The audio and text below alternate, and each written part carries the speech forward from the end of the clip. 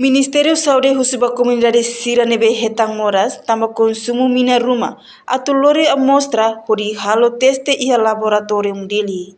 Diretor Nacional Saúde Público e Ministério Saúde, Frederico Bosco, hatu assunto neba jornalista Sira, foi participa cerimônia colaboração iniciativo com a Oficial Nacional Centro Saúde Sira e município, sexta-feira semana ne.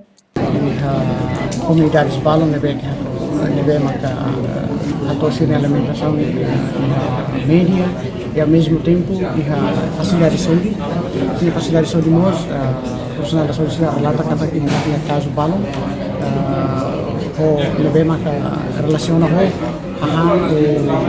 produto balam nebe ser consumo nebe que desconfia o problema para esse saúde. Então, a base vai dar o Ministério da Saúde que colabora muito com a autoridade de saúde, a IFAESA, por parte do Ministério do Turismo, Comércio e Indústria, muito como o parceiro do consumidor, o Laboratório Nacional, equipa conjunto, foi iniciativa de investigação da situação da e a momento em que ita halo tudo de procedimento ita halo investigação ita foto informação e terreno e depois estamos o formatos de bem que tem ita recolhe informação relaciona o condição de bem que terreno. Niamos deang Ministério da Saúde mos halo ona encontro ho instituição Sira hanesang IFAESA MTCI IKTL no tane consumidor atuhare hamutu caso Sirane. Amostra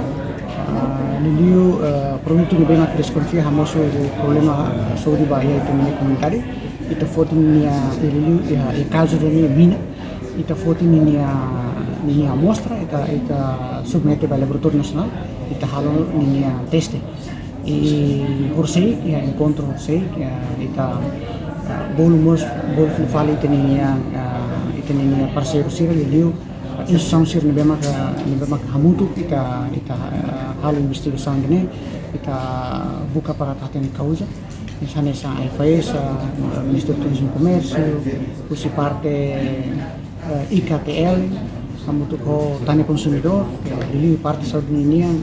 Laboratório Nacional, Direção Nacional de Saúde Pública, ita hamutu halo partilha de informação de resultado provisório vai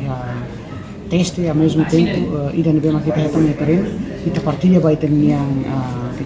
parceiros. Husi amostra Sira nebe ia Laboratório Nacional halo ona teste microbiologia no físico maibe lá consegue halo teste químico. Reportagem Ana Rosária Jacinto K Televisão Timor Post. Janela informação by Emma Hotu. Atu heta informação atual dia kliu kita haluha haneham botão subscribe, like,